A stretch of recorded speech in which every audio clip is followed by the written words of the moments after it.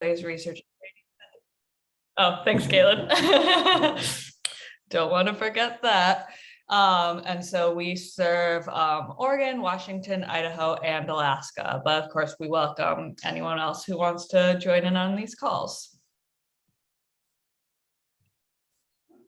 So a little bit about the Northwest MHTTC. They disseminate and implement evidence-based practices for mental disorders into our field. And the target workforce includes behavioral health and primary care providers, school and social service staff, and others whose work has the potential to improve behavioral health outcomes for individuals with or at risk of developing serious mental illnesses. So this is just basically some more about what the role of the Northwest MHTTC is, and I would just encourage anyone to go check out the website at the bottom there, mhttcnetwork.org/Northwest, and there's a lot of really good resources there, tip sheets, calendar with more trainings like this one. Everything's free, so lots of good stuff there. Yes, more about that.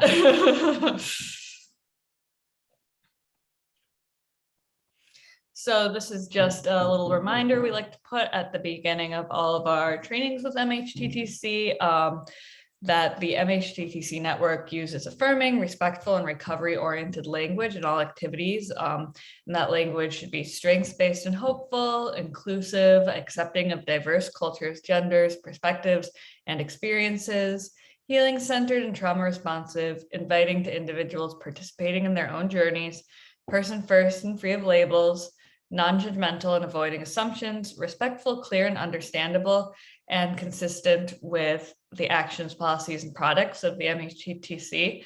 So we just encourage all of you all to try and, hold yourselves accountable to these items, and us as well, Caitlin and I as trainers. And, feel free to gently call us out if we do not adhere to these guidelines.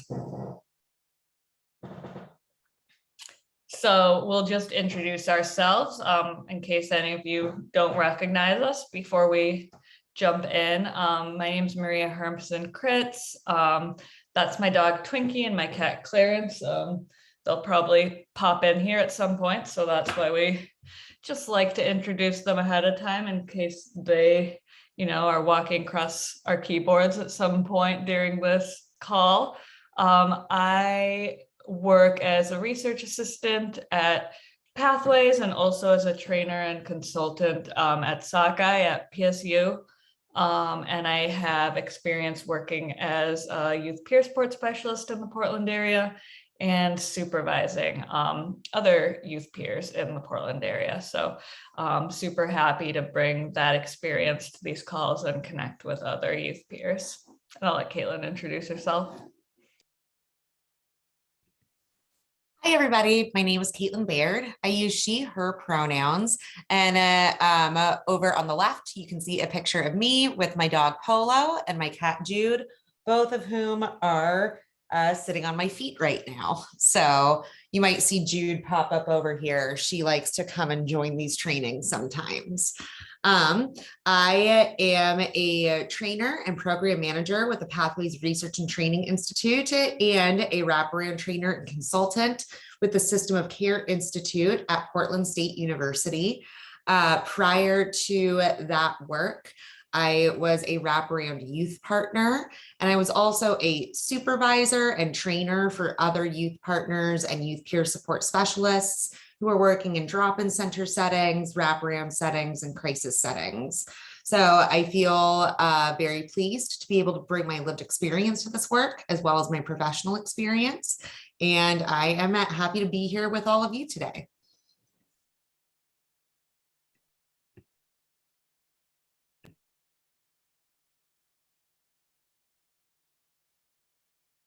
You're muted.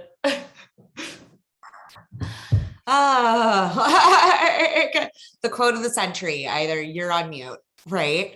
So we're going to go ahead and release a little poll here that is just going to ask you about your role. If you do not see your role as an option, please drop it in the chat. And we're going to go ahead and release that poll shortly.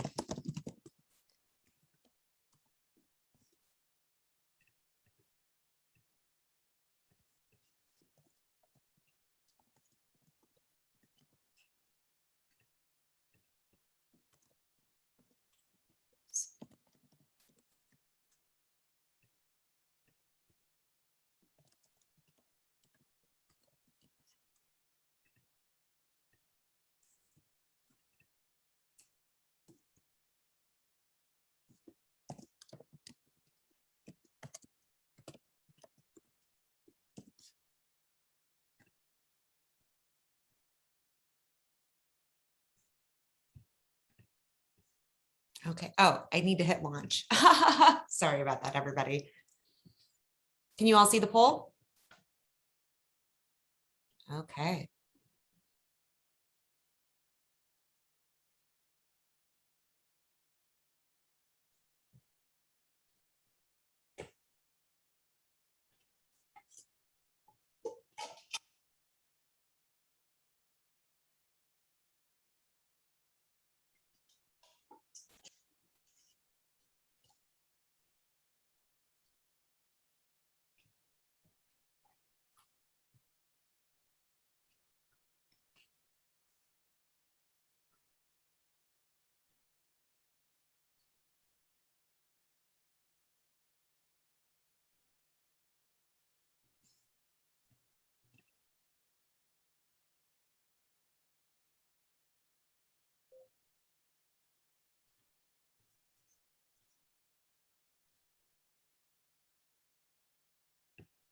So it looks like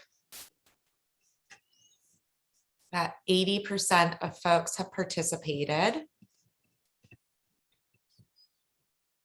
We'll give it about another 30 seconds for folks to participate in the poll.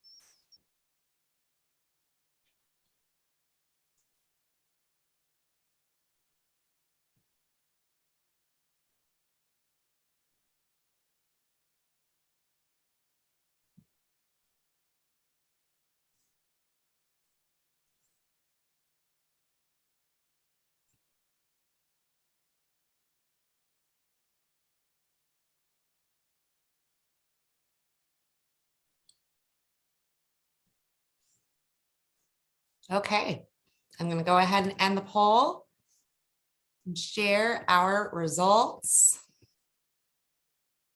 It looks like we have a number of youth peer support specialists. Hi, everybody. Always good to see you all. We've got supervisors, a couple of care coordinators, and then quite a diverse group going on in our chat. So our chat, we've got a regional outreach coordinator, training manager. We have evaluators, a forensic interviewer, and child trauma therapist. Cool. We have RAP liaisons, some parent leads here, folks working for different schools. So it looks like we have quite the diverse group today. So I'm really excited to have everybody here. And I hope that our chat about supporting young people in decision-making is fruitful for all of you. So next up, we're going to go ahead and drop you into some breakout groups. So you're going to have about 5 minutes to talk about what are some strategies that you already use in supporting youth in making decisions. So you should have about 10 people per group. And I'm going to go ahead and launch those now.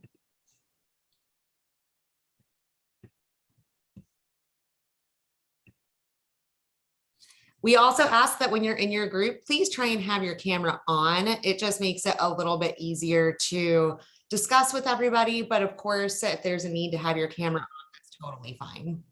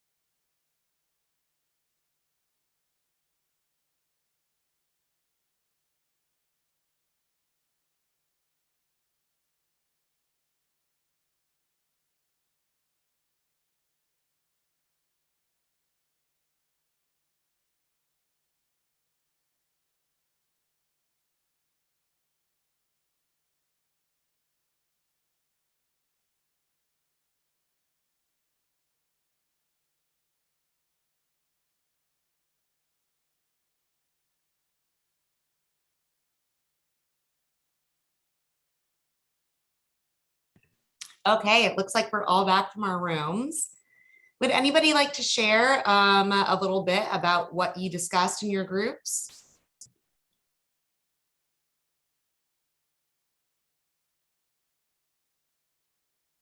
Go ahead, Anne. So what I said worked for me was if a youth has a decision that maybe isn't in the right direction or is maybe a little off track, that role playing what that looks like, playing that out one-on-one, like, hey, okay, we could do that and this would lead us down this path, which would come with this set of consequences, so that they know all of their options and can make a better educated decision rather than an impulsive decision, is what I always do. Still use youth voice and choice, but at the same time make sure that you're modeling what good behavior and what a good decision looks like, so that way they are more apt to follow that path rather than a non-good path. Yeah, definitely. So I really like that in that not only are you helping the young person explore consequences, but you're also not telling them what to do, right? Because I think that we all know if we're going to tell youth what to do, then they might just say like, well, we're going to go ahead and do that anyway. I know at least that's something that I experienced. So it looks like Patricia, you had your hand raised as well. Hopefully my internet will hold out. Our team, the group that we talked, some of them said listening to them, just hearing them out, give options to make decisions. Sometimes they don't know what are their options, or do they have options, where they're coming from.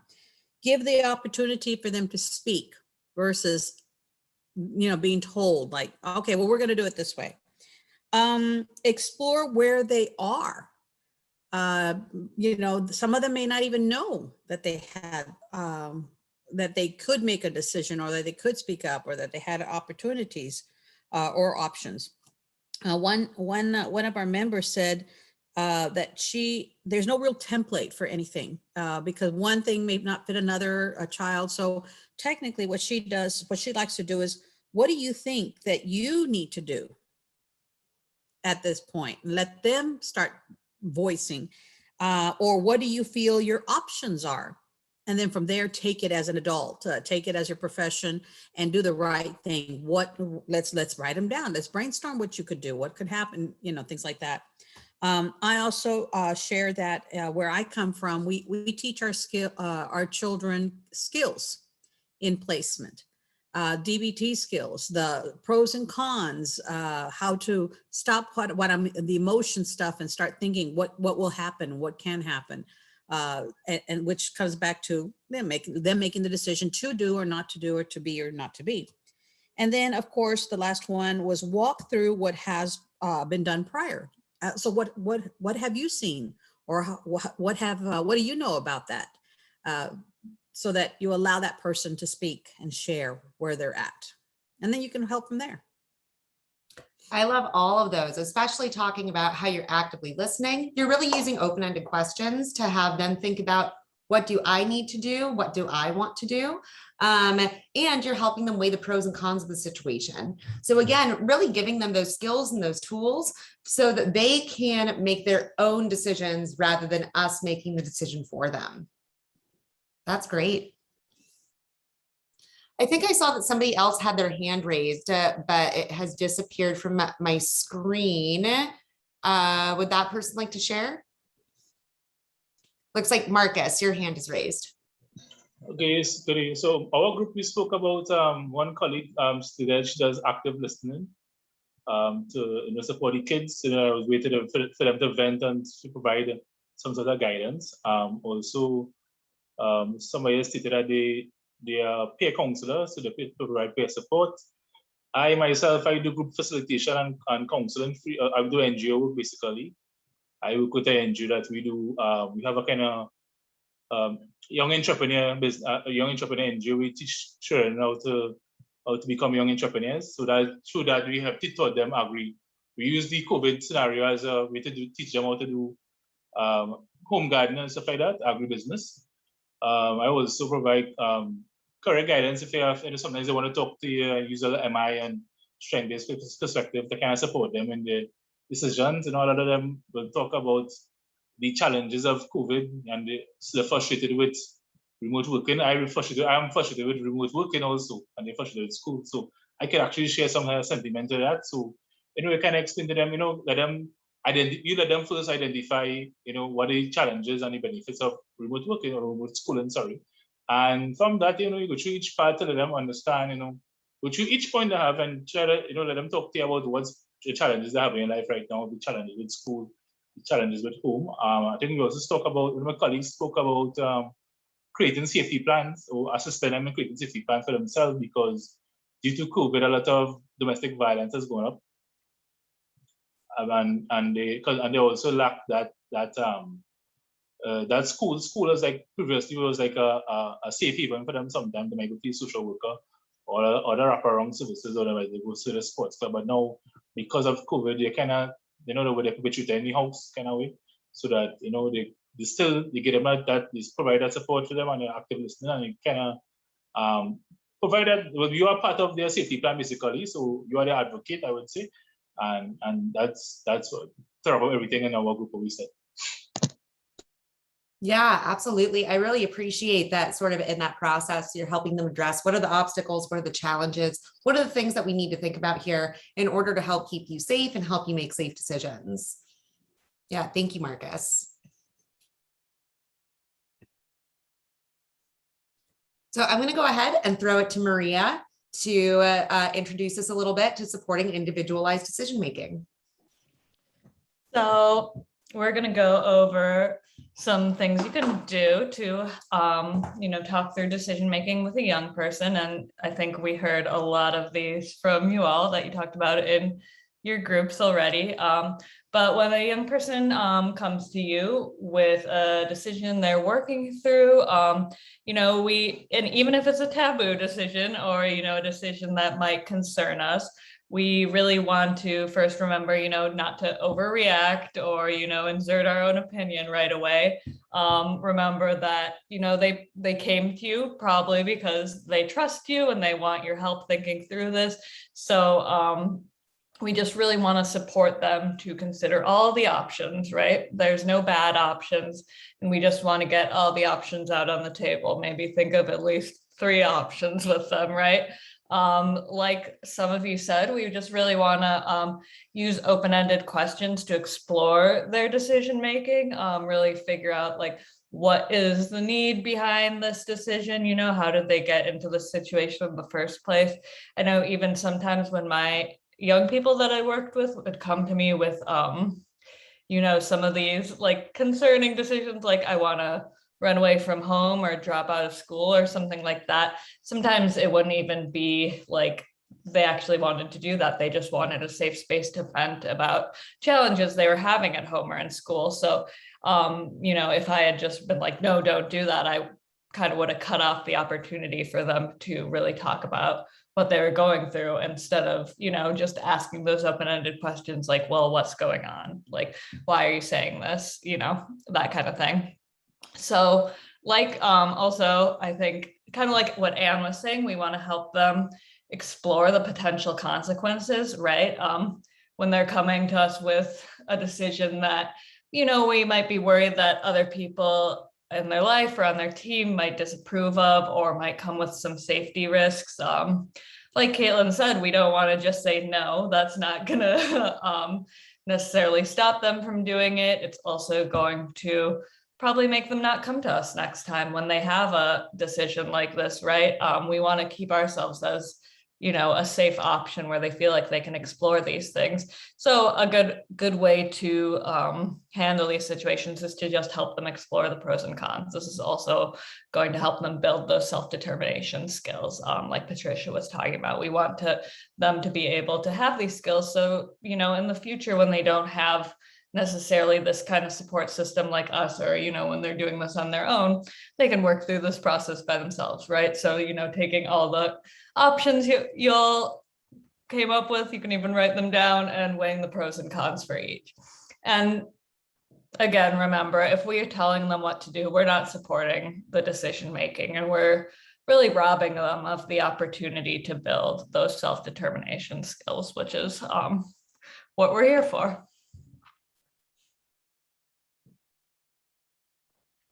So we have a little video. And while we're watching this, just keep in mind, how is the provider supporting the youth to make decisions?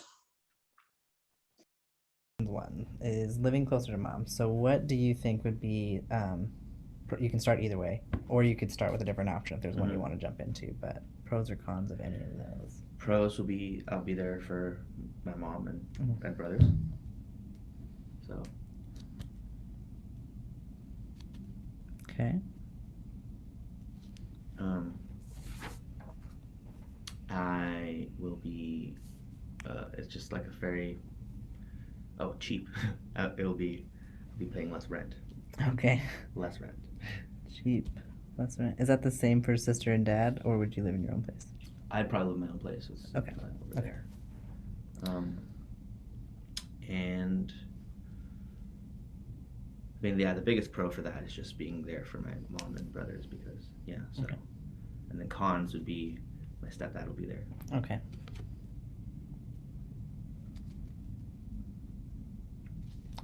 Might not be the best school, right? Or the one that I was wanting to go to.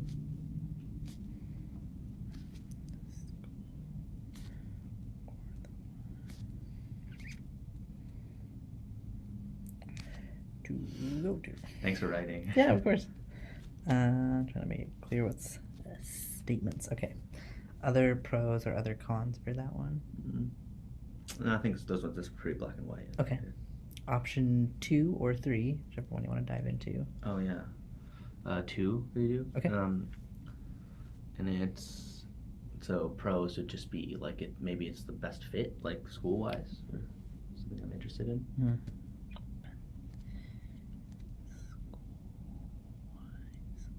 interests. Okay.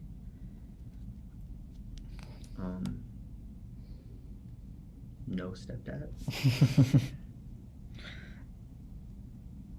And that would be the same on this one? Yeah. Okay.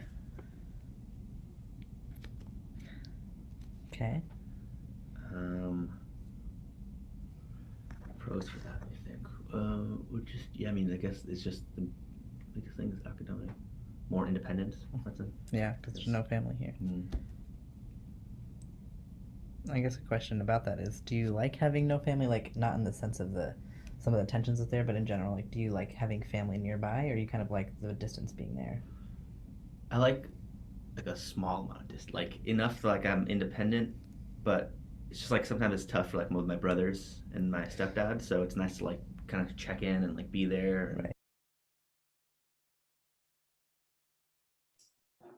So that was a video of, that was from a real practice, video of a provider working with a young person to consider their decision about, do they want to keep living alone and going to their same school, or, move back with their mom and their stepdad and go to a different school. So what are some things you noticed in the video about how they were helping the young person make decisions?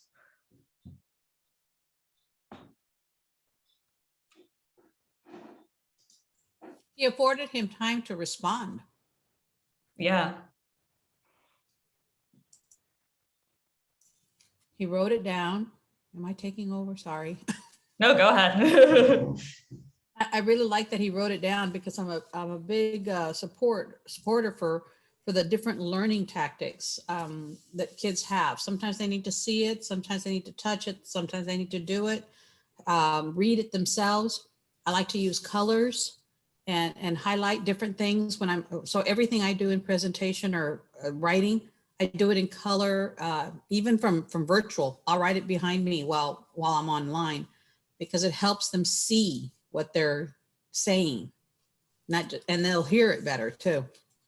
Yeah, definitely. And I think that's really nice with the pros and cons lists where you can just see the distinct pros and cons in front of you when you're making a decision. So yeah, I think that's a really great point. I like the idea of using colors too. Let's see, Emily said no judgment. Yep, he listened with understanding, allowed him to talk through his thought process. Voice and body language was very supportive. Yeah. yeah, some of that active listening, those open-ended questions that were just allowing the young person to kind of think through their own ideas about the situation. Anything else people want to add?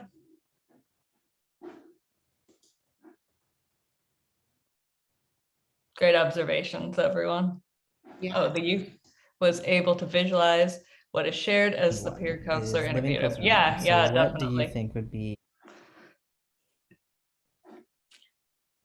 Like the side-by-side walking through with him. All right, here is another example. So you can see it's labeled bad example. But so as we are watching this one, just also keeping in mind what is and this is also taken from a real video of a provider working with a young person, but the audio was not usable. So we re-recorded it and made it into a little animation, but it is a real example. So when you're watching this one, just think about how the provider is supporting the youth to make a decision that maybe they don't necessarily agree with. Yeah, and maybe think about what are some things that you might do differently. Yes, great ad. Think would be a good solution to your situation as far as the drinking? What do you think would be a positive? And I want this answer to come from you. I don't want this to be something you think that I would want. So what would be a good solution to your drinking? There's no good solution to my drinking. I mean, I feel like if I just cut back on it, things would be much better in my relationship. Yeah. And that's a positive solution, right? Yeah. Yeah.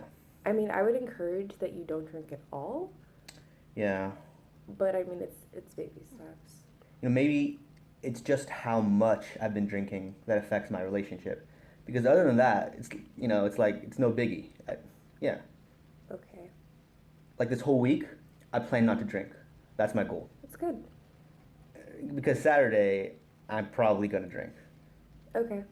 And I gotta control it. Because my grandma, she asked me if we could go to the beach for her birthday. She doesn't know we're throwing her a party. Can I challenge something to you? Yeah? I just want to throw a challenge out there. Can you try to get through the party without drinking? I can try. Okay. It's gonna be tough. I thought about it. Like today when I was taking a shower, I thought, what if I don't drink and maybe I'll have like maybe 1 or 2 beers later on after I'm done barbecuing. But I'm saying go the whole day without drinking. Oh, well, I'll try for it. Try, and I want to know how it works out. But can you imagine how Brianna would feel if you went through the whole day without drinking? I mean, she'd be proud. And I'd be proud too. And then to her, I would know I don't have a problem. So why don't you go home, not have any beers, and if it doesn't work out the way you planned and the way we planned, then we can revisit it next Tuesday. Okay. So what are some things you observe in this video about how the provider is helping the youth make a decision about what he's going to do with regards to his drinking? What are some things you think went well, and what are some things you might do differently? See, Dana said lots of leading statements. Ezra agrees with that. Yep. Yeah, we were seeing some leading statements. Oh, go ahead. I think someone jumped in. I always talk when I'm just thinking. Yeah. Directly, he was like telling him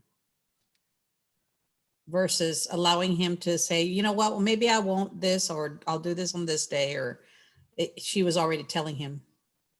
Yeah, exactly. Yes, Erin said so much cutting off and disruption, and Karina said she had her own agenda. Yep, yeah, I think. I'm sorry. Oh, go ahead.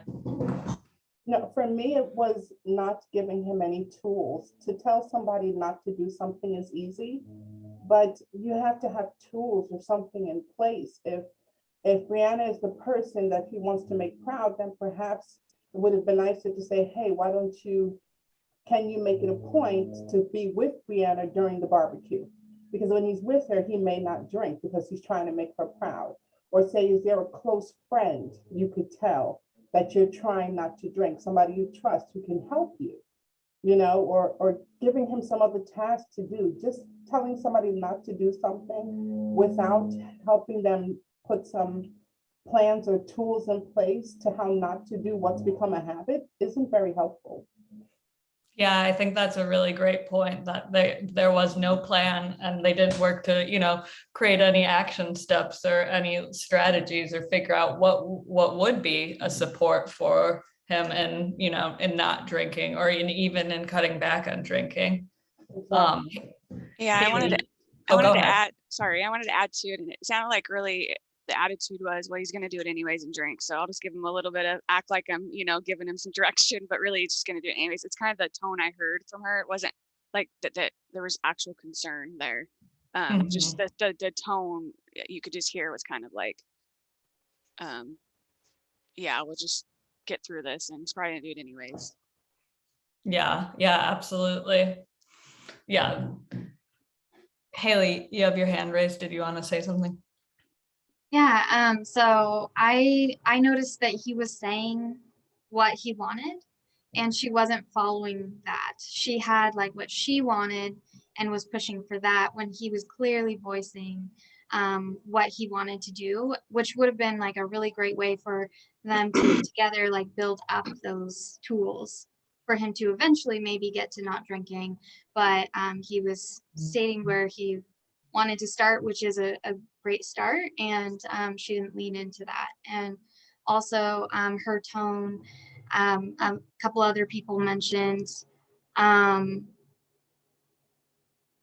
tone was like really unsupportive, and like she was like, oh great, when he would say something similar to what she had in her mind of what she wanted, but then kind of like you could hear it in her voice that she didn't like what he was saying for what he wants for his own life. And then also I feel like the part that she brought in about Brianna being proud of him, like if like she didn't really set him up to succeed, then now he'll be left feeling guilty and feeling like people are not proud of him. Yeah, absolutely. I think those are all really great points, especially that she, started off by asking him, well, what do you want to do about your drinking? And I want it to come from you, right? And like you said, he came up with an idea that he wanted to do. And that's, really where we would want to support the young person and come up with, action steps and help them identify supports around their decision and their plan that they identified. But instead, like you said, she had her own agenda where, you could really tell in her voice and stuff what her agenda was all along. Like I think a lot of you have identified. Liz, go ahead. You have your hand raised.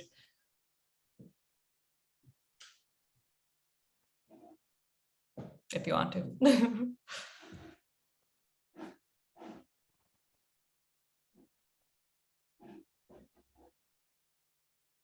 Okay, well, great observations, everyone. You basically hit on everything here, so sounds like you all would have handled that conversation a little bit better. And Liz, it looks like you are unmuted, but we cannot hear you. So if you want to okay. your response in the chat, that would be awesome. Okay, I couldn't tell what was going on there. Sorry about that. I think would be. Okay, so next up, we have some scenarios that we're going to ask you all to review, and we'll put you in your breakout groups in order to do this. But first, we will read the scenario aloud and show it to you here. So, number one, Nadia is 16 and has been dating her boyfriend for 6 months. She identifies him as a good support, and he's even a natural support on her wraparound team. Nadia wants to surprise her boyfriend for his birthday by getting a tattoo of his name on her neck. What techniques can you use to support Nadia in making a decision? So we're going to go ahead again and put you in your breakout rooms. You'll have a couple of minutes to talk about how might, with Nadia about exploring consequences, weighing pros and cons, things of that nature. And then we'll come back and share.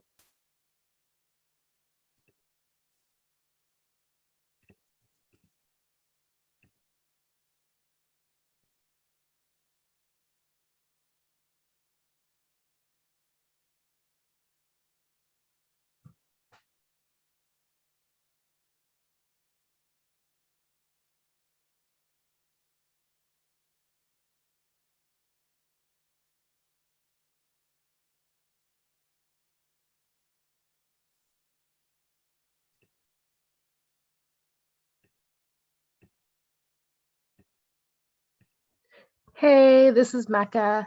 I didn't get an invite, probably because I came in late. Can you throw me in a room? Thanks. Um, I just got it. okay, cool.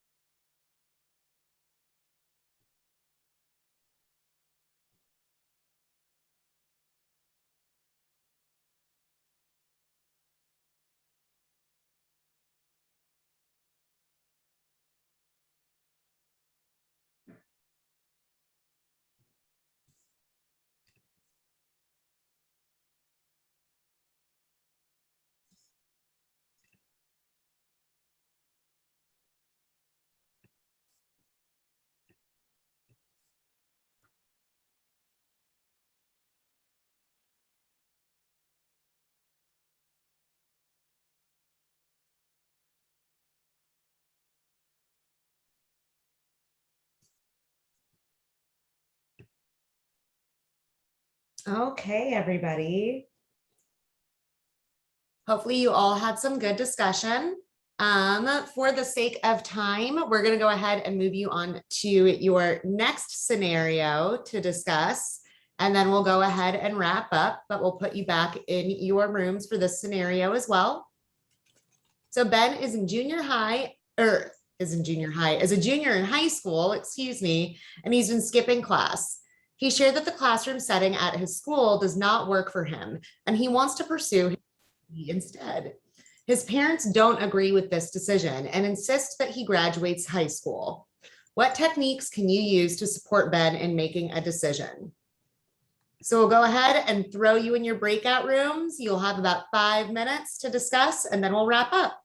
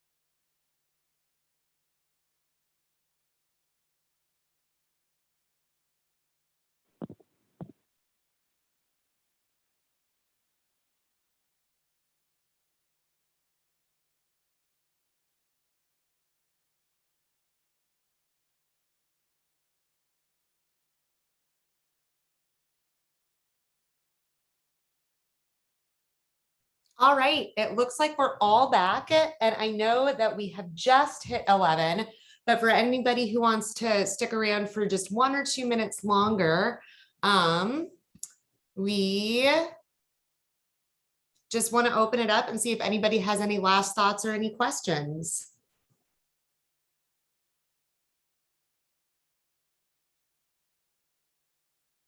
All right, great. Well, I really appreciate everybody's insight and participation today.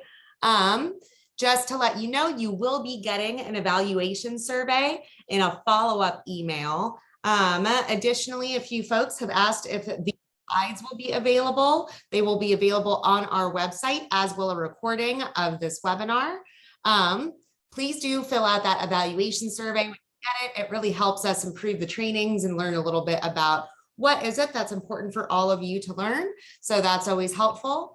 Please feel free to visit us at our various social medias and website. You can access lots of free resources there, as well as all of the webinars that we've done in the past. So thanks everybody for joining. This was a fun one today, and we hope to see you next month. Thank you all.